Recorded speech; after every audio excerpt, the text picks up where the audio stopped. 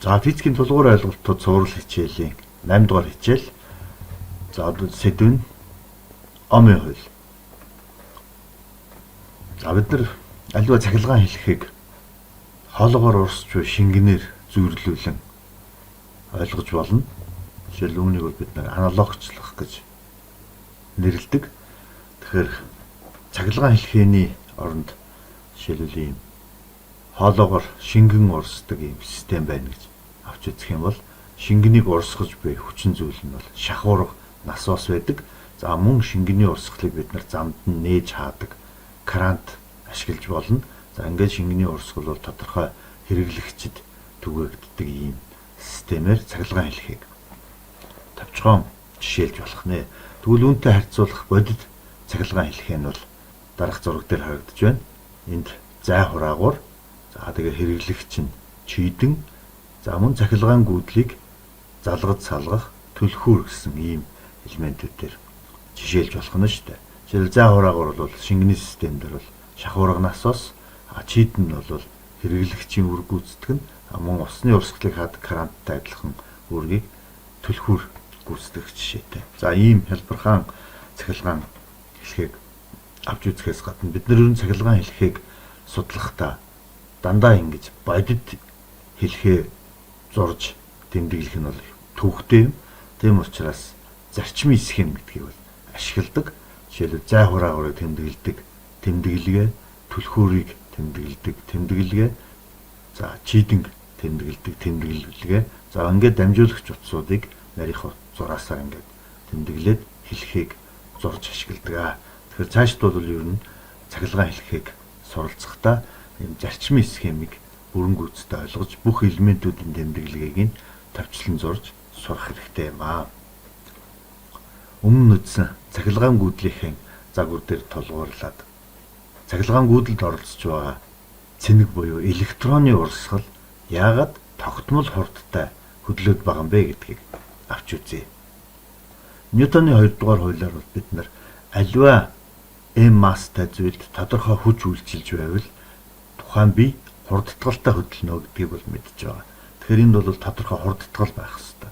Хэрвээ бид нарын электронд тодорхой хүч цахилгаан орны зүгээс үйлчилж байгаа гэж үзвэл энэ электронууд бүгд хурдтгалтай хөдлөх байжээ гэсэн. Үнэн хэрэгдээ гэтэл энэ маань хурдтгалтай хөдөлдөггүй, тогтмол хурдтай хөдөлдөг. Яагаад вэ? За тэгэхээр хурд тогтмол байна гэдэг маань хурдтгал тэгтээ тэнцүү байна гэсэн. Тэгэхээр хүч тэгтээ тэнцүү болох ёстой. Юу хүч тэгтээ тэнцүү болох тухай яриад байна вэ гэхээр энд ганц хүч үйлчилж байгаа биш. Цахилгаан орны зүгээс үйлчилж байгаа хүчний яг эсрэг ямар нэгэн хүч үйлчлээд байна гэсэн үг.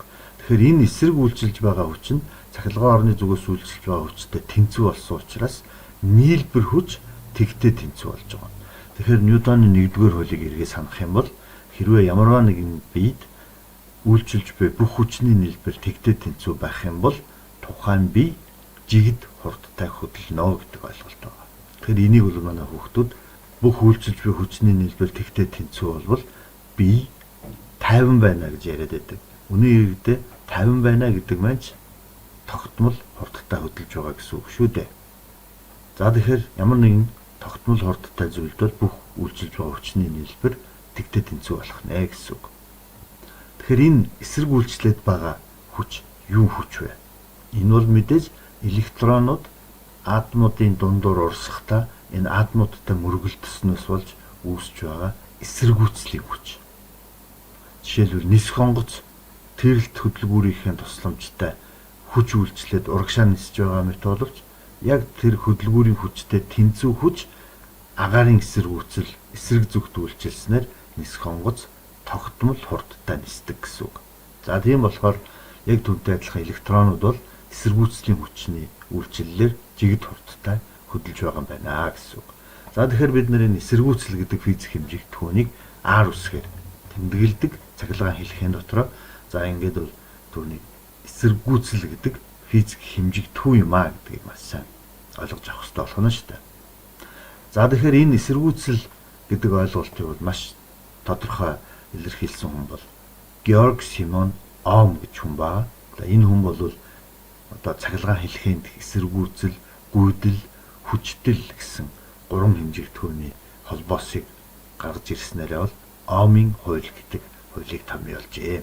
За тэгэхээр ийм цахилгаан хэлхээ байж энд цахилгаан хөдөлгөгч хүч буюу хүчтлийн үүсгүүр за хэрэглэгч эсэргүүцэл за ингээд дамжуулагч утаснууд тэгээд түн дотор гүйдэлгүйж байна.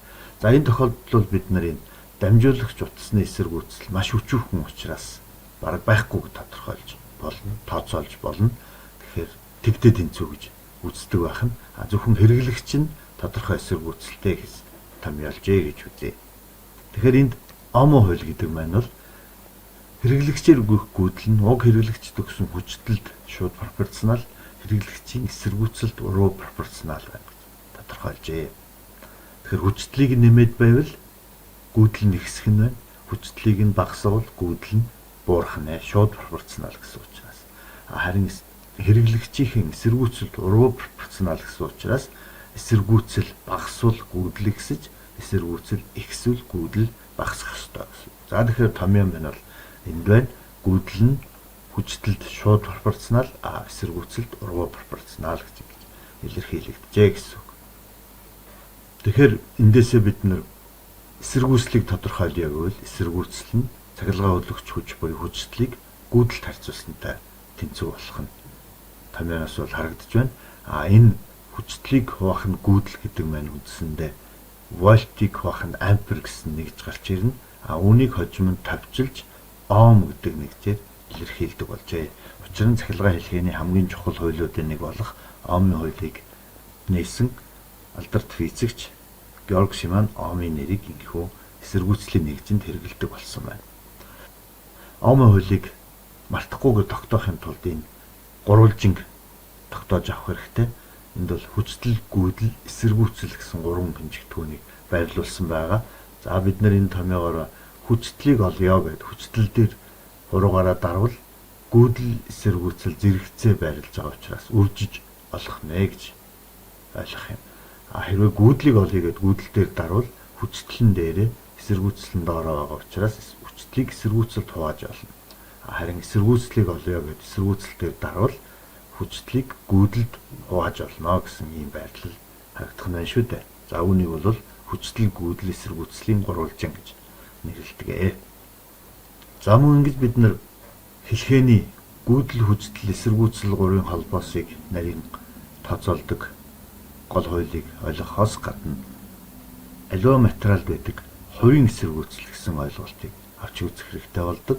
Тэгэхээр ямар ч дамжуулагч материал бол тодорхой эсэргүүцэлтэй байна.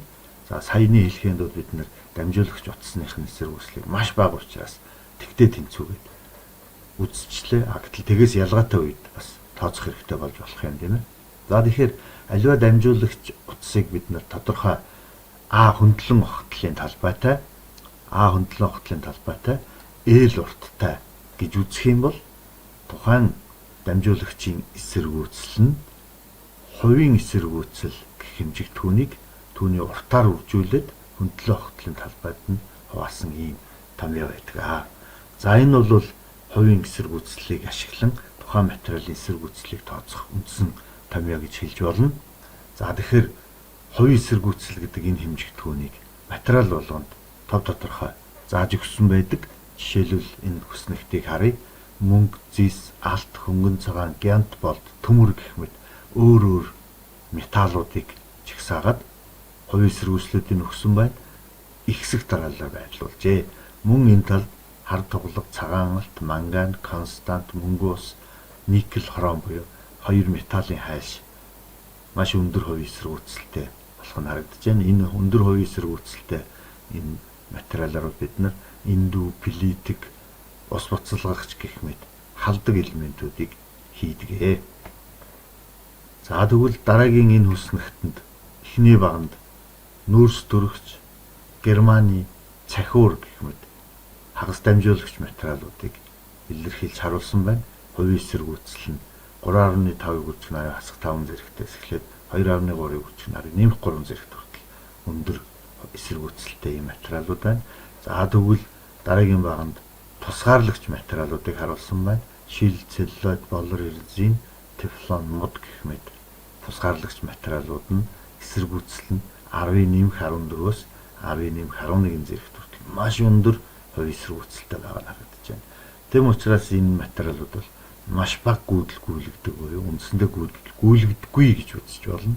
Тийм болохоор эдгээр материалыг бид нар тусгаарлагч материал гэж нэрлэдэг байна. Тэгэхээр энэ хувийн эсэргүүцэл гэдэг энэ ойлголт нь бол тухайн материалын нийт эсэргүүцлийн хэмжээг тодорхойлоход төхөн болдог. Тэгэхээр бид нар материалын хувийн эсэргүүцлийг олё гэвэл эсэргүүцлийг хөндлөн огтлын талбайгаар үржүүлээд уртад нь харьцуулна. Энэ томьёоноос уруу үйлдэл хийж гаргаж иржээ гэсэн үг. За бид нар бол түрүүн омын хуулиар үзсэн эсэргүүцэл нь бол хүчтэйг хуваах нь гүйдэл байдгаа гэж тодорхойлсон байгаа.